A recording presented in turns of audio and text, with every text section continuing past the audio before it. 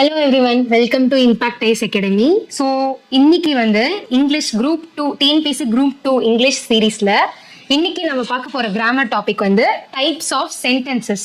So before going in to what is types of sentences and அதில் எவ்வளோ டைப்ஸ்லாம் இருக்குன்னு பார்க்கறதுக்கு முன்னாடி டைப்ஸ் ஆஃப் சென்டென்ஸில் ஃபஸ்ட்டு சென்டென்ஸ் அப்படின்னா என்ன அப்படின்னா, சென்டென்ஸ் இஸ் நத்திங் பட் ஒரு குரூப் ஆஃப் வேர்ட்ஸ் சேர்ந்து ஒரு மீனிங்ஃபுல் ஆன ஒரு பேராகிராஃப் ஃபார்ம் ஆச்சுன்னா ஒரு சென்டென்ஸ் ஃபார்ம் ஆகுறது, அதுதான் வந்து சென்டென்ஸ் அப்படின்னு சொல்லுவோம். It is nothing but group of words giving some complete sense or meaning. இதுதான் சென்டென்ஸோட ஒரு டெஃபினேஷன். ஸோ டைப்ஸ் ஆஃப் சென்டென்சஸ்ன்னும் போது சென்டென்சஸ்ல எத்தனை டைப்ஸ் இருக்குன்னா, பேசிக்கலி இதுல வந்து 4 டைப்ஸ் இருக்கு. So the first one is declarative. இதுக்கு டிக்ளரேட்டிவும் சொல்லுவாங்க, அப்படி இல்லைன்னா ஸ்டேட்மெண்ட் அப்படின்னு சொல்லுவாங்க. அடுத்து வந்து second type is interrogative, third is imperative, fourth one is exclamatory. So 4 types இருக்கு. So we are going to see about என்னென்ன அந்த 4 டைப்ஸையும் இன் டீட்டெயில் தான் பார்க்க போகிறோம். ஸோ ஃபர்ஸ்ட் வந்து டிக்ளரேட்டிவ் அப்படின்னா என்னன்னா, இந்த டிக்ளரேட்டிவ் ஸ்டேட்மெண்ட்டோட மெயின் பர்பஸ் என்னன்னா, ஒரு ஐடியாவையோ ஒரு ஃபேக்டையோ எக்ஸ்பிரஸ் பண்றதுக்கு யூஸ் பண்ற ஒரு ஸ்டேட்மெண்ட்டை தான், அப்படி இல்லைன்னா ஒரு குரூப் ஆஃப் வேர்டை தான் நம்ம டிக்ளரேட்டிவ் சென்டென்ஸ்னு சொல்லுவோம். இந்த சென்டென்ஸோட நேம்ல இருக்கு டிக்ளரேட்டிவ், சம்திங் டு அனௌன்ஸ் பண்றதுக்காகவோ, இல்ல ஒரு ஃபேக்டை பத்தி பேசுறதுக்காகவோ, இல்ல ஒரு ஐடியாவை பத்தி சொல்றதுக்காகவோ யூஸ் பண்றது டிக்ளரேட்டிவ் ஸ்டேட்மெண்ட். அண்ட் இதை வந்து இன்ஃபர்மேட்டிவ் ஸ்டேட்மெண்ட்னு சொல்லுவாங்க. ஒரு இன்ஃபர்மேஷன் பாஸ் பண்றதுக்கு ஆர்எல்ஸ் நியூஸ் இதுக்கெல்லாம் யூஸ் பண்றது தான் டிக்ளரேட்டிவ் ஸ்டேட்மெண்ட். ஸோ இதோட டோன் எப்படி இருக்கும்னா நியூட்ரலா இருக்கும். நியூட்ரல் இன் த சென்ஸ் எமோஷன்ஸை வந்து எக்ஸ்பிரஸ் பண்றதுக்காகவோ, இல்லை வந்து கமாண்ட் பண்றதுக்காகவோ, ஆர்டர் பண்றதுக்காகவோ இந்த ஸ்டேட்மெண்ட் யூஸ் பண்ண மாட்டாங்க. நியூட்ரலா ஒரு விஷயத்தை எக்ஸ்பிரஸ் பண்றதுக்காக யூஸ் பண்றது தான் டிக்ளரேட்டிவ் ஸ்டேட்மெண்ட். ஸோ இதோட டோன் வந்து நியூட்ரலா தான் இருக்கும்.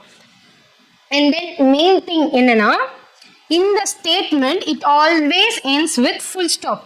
ஸோ இந்த ஸ்டேட்மெண்ட் டிக்ளரேட்டிவ் ஸ்டேட்மெண்ட் எல்லாமே ஃபுல் ஸ்டாப்ல தான் எண்ட் ஆகும். So this is the one thing to be noted.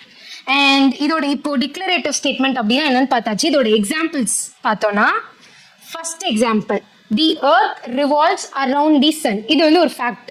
And இந்த ஸ்டேட்மெண்ட்ல பார்த்தீங்கன்னா இது ஃபுல் ஸ்டாப்போட எண்ட் ஆகும். So earth revolves around the sun is a fact. So இது வந்து ஒரு declarative statement. she is writing a letter. So she is writing a letterன்றது ஒரு இன்ஃபர்மேஷன் மாதிரி பாஸ் ஆகுது. அவங்க வந்து ஒரு லெட்டர் எழுதிட்டு இருக்காங்கன்னு இன்னொருத்தவங்க கிட்ட சொல்றாங்க. ஸோ அது வந்து declarative sentence because she is writing a letter is an information. Next is Tamil Nadu is a southern state of India. So இதுவுமே வந்து ஒரு declarative sentence. Coming to second statement, interrogative அப்படின்னா என்னன்னா, இந்த டைப் ஆஃப் சென்டென்ஸை எதுக்கு யூஸ் பண்ணுவாங்கன்னா கொஸ்டின் பண்றதுக்காக யூஸ் பண்ணுவாங்க. So purpose is to ask a question. இதோட டோன் எப்படி இருக்கும்னா என்கொயரி பண்ற மாதிரி இருக்கும். ஸோ எப்படி நம்ம டிக்ளரேட்டிவ் வந்து நியூட்ரல் பார்த்தோம்னா, இதோட டோன் வந்து என்கொயரி பண்றோம். ஏன்னா கொஸ்டின் கேட்கறதுன்றது it's a form of enquiry. So அதனால இதோட டோன் வந்து என்கொயரி பண்ற மாதிரி இருக்கும். And in the statement it always ends with a question mark. Declarative வந்து full stop ல end ஆகும். And in the interrogative question வந்து this statement will always ends with a question mark. Coming to examples, what is your name? இந்த இடத்துல what is your name ன்றது question பண்றது. So and then this statement also ends with question mark. So this is an interrogative statement. Second example is, are you coming to the meeting? Are you coming to the meeting ன்றது question பண்றாங்க. So this is also an interrogative sentence. And the last one is, where do birds live அப்படின்னு question பண்றாங்க. பறவைகள்லாம் எந்த இடத்துல வாழும் அப்படின்றத ஒரு கொஸ்டினா கேட்குறாங்க. So this is also an interrogative question. So interrogative முடிஞ்சிருச்சு. அடுத்து third type, imperative sentence. Imperative சென்டென்ஸோட பர்பஸ் என்ன, எதுக்காக அந்த ஸ்டேட்மெண்ட் யூஸ் பண்றாங்க அப்படின்னா, டு கிவ் அ கமெண்ட் பண்றதுக்காகவும், இல்ல ஒரு ரெக்வெஸ்ட் பண்றதுக்காக, இல்ல அட்வைஸ் பண்றதுக்கு, இதுக்கெல்லாம் யூஸ் பண்ற சென்டென்ஸ் தான் இம்பரேட்டிவ் சென்டென்ஸ். அண்ட் இதோட டோன் எப்படி இருக்கும்னா, நம்ம எப்படி இன்ட்ராகேட்டிவ் வந்து கொஸ்டினிங் டோன், என்கொயரிங் டோன் அப்படின்னு பார்த்தோம். ஏன்னா கொஸ்டின் பண்ற ஸ்டேட்மெண்ட் அது. ஸோ அதனால இதோட டோன் வந்து என்கொயரிங். இது வந்து இம்பரேட்டிவ்ன்றது கமாண்ட் பண்றோம், ஆர்டர் பண்றோம், அட்வைஸ் பண்றோம். ஸோ இதோட டோன் வந்து டைரக்ட் பொலைட்டா இருக்கும். இப்போ கமாண்ட் பண்றோம் இல்லைன்னா வந்து அட்வைஸ் பண்றோம்னா டைரக்டா இருக்கும்.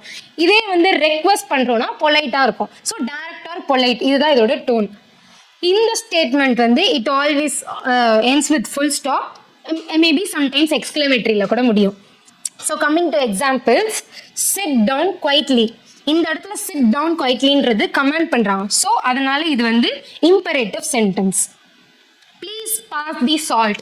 ப்ளீஸ்ன்றது ரெக்வஸ்ட் பண்றாங்க. ஸோ ரெக்வஸ்ட் பண்ணாலுமே இம்பரேட்டிவ் தான். Don't talk while eating, advice பண்றாங்க. ஸோ அட்வைஸ், ரெக்வஸ்ட், கமாண்ட், இது மூணுமே இம்பரேட்டிவ் கீழே தான் வரும். So the last type exclamatory sentence. Exclamatory most of எதுக்கு இந்த டைப் ஆஃப் சென்டென்ஸ் யூஸ் பண்ணுவாங்கன்னா, நம்மளோட எமோஷன்ஸை எக்ஸ்பிரஸ் பண்றோம். ஸோ நம்ம எமோஷன்ஸை எக்ஸ்பிரஸ் பண்ற சென்டென்ஸ் எல்லாமே எக்ஸ்க்ளமேட்டரி சென்டென்ஸ்ல வரும். அதாவது என்னென்ன எமோஷன்ஸ் அப்படின்னா, சர்ப்ரைஸ், ஜாய், ஆங்கர், சாரோ, இந்த மாதிரி எமோஷன்ஸை வந்து எக்ஸ்பிரஸ் பண்றது வந்து எக்ஸ்க்ளமேட்டரி சென்டென்ஸ். அண்ட் இதோட டோன் வந்து எமோஷனல். ஏன்னா எமோஷனலை வந்து எக்ஸ்பிரஸ் பண்றதுனால இதோட டோன் வந்து எமோஷனல். இந்த டைப்ஸ் ஆஃப் சென்டென்ஸ் வந்து it always ends with exclamatory. So இதோட எக்ஸாம்பிள் என்னன்னா, what a beautiful flower, what a beautiful flower அப்படின்னு எக்ஸ்பிரஸ் பண்றாங்க. பியூட்டிஃபுல்ன்ற ஒரு கீவேர்டு யூஸ் பண்ணி எக்ஸ்பிரஸ் பண்றாங்க. Next, how kind are you. Last one is oh no I miss the train. Oh no அப்படின்றத அவன் மிஸ் பண்றதுக்காக யூஸ் பண்ற ஒரு emotion. So oh no I miss the train is also an exclamatory sentence. So this is all about types of sentences. So part 2 வீடியோவில் வந்து types of சென்டென்சஸோட transformation பற்றி பார்க்கலாம்.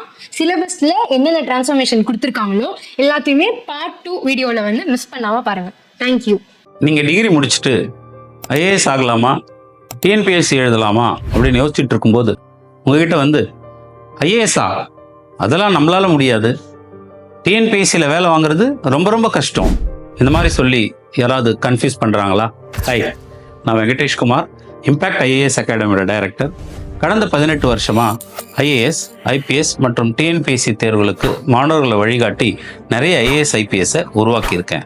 ஒரு மென்டாராக உங்களுக்கு எது சரியாக இருக்கும் அப்படின்னு வழிகாட்ட நான் ரெடியாக இருக்கேன்.